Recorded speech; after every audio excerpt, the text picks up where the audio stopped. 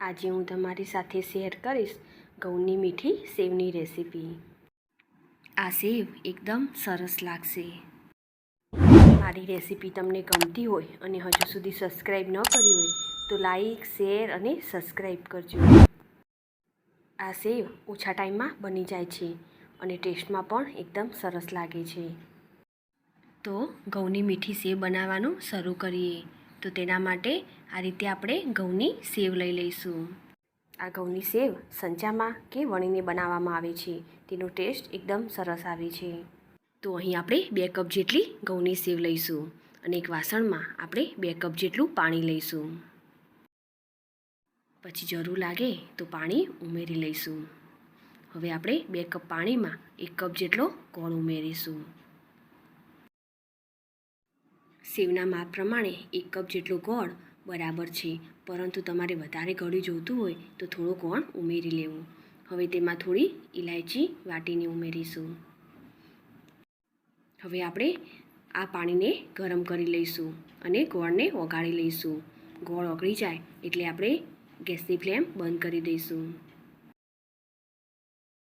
અહીં આપણે કોઈ ચાસણી નથી કરવાની, અહીં આપણે ગોળ ઓગળે ત્યાં સુધી તેને ગરમ થવા દઈશું।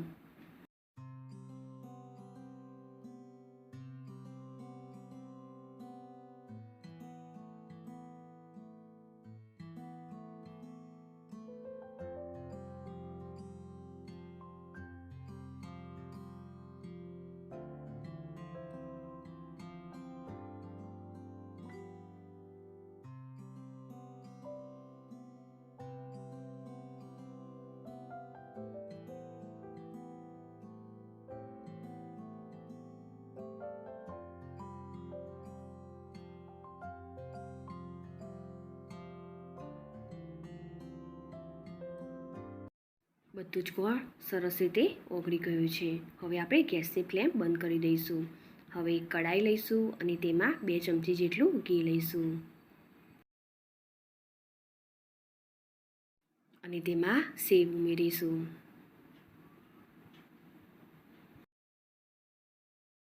હવે આ સેવને આપણે ઘીમાં શેકી લઈશું। આ રીતે ઘીમાં શેકીને બનાવવાથી તેનો ટેસ્ટ એકદમ સરસ આવશે।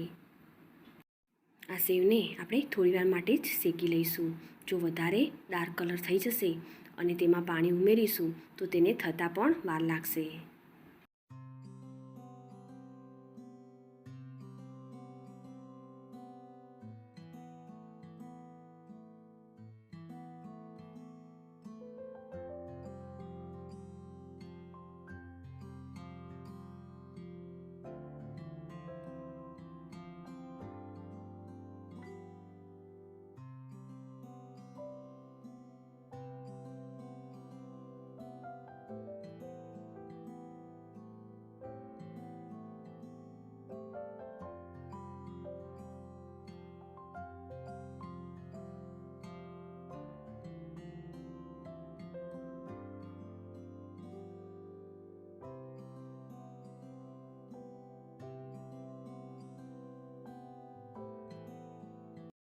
ત્રણથી 4 મિનિટ માટે આપણે તેને શેકી લીધી છે અને ગેસની ફ્લેમ આપણે મીડિયમ રાખીને તેને શેકીશું।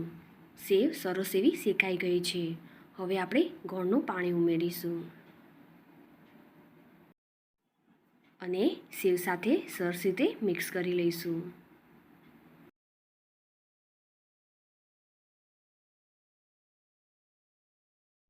હવે તેને ઢાંકીને 2 થી 3 મિનિટ માટે થવા દઈશું। 3 મિનિટ પછી આપણે ખોલીને જોઈએ તો હજુ પણ તેમાં પાણી છે। ફરી આપણે તેને સરસ રીતે મિક્સ કરીશું અને ફરી પણ આપણે તેને થોડીવાર માટે થવા દઈશું।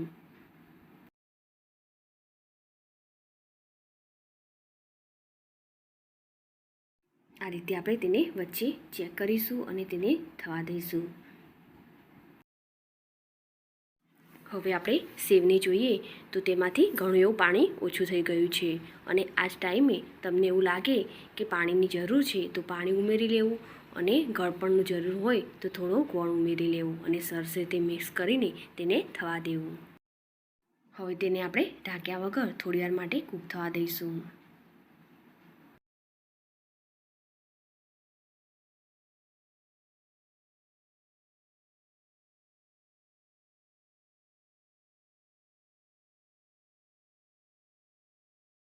સેવ સરસ એવી કૂક થઈ ગઈ છે અને સેવ આપણી રેડી છે. હવે તેને આપણે સર્વ કરીશું.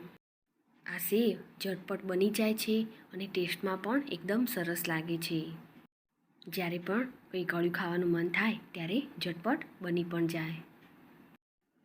આ સેવને તમે શાક, ખીચડી કે વઘારેલી ખીચડી જોડે પણ ખાઈ શકો છો. હવે આપણે કાજુ, બદામ અને પિસ્તાથી તેને ગાર્નિશ કરીશું. તો તૈયાર છે આપણી ઘઉંના લોટની મીઠી સેવ. મારી આ રેસીપી તમને ગમી હોય તો ચોક્કસથી લાઈક કરજો. સાથે જ તમારા ફેમિલી મેમ્બર્સ અને ફ્રેન્ડ્સ જોડે શેર કરજો. મારી ચેનલને સબસ્ક્રાઈબ કરી બાજુ આપેલ બેલ આઇકોન પ્રેસ કરજો, જેથી નવી રેસીપીના અપડેટ તમને મળતા રહે.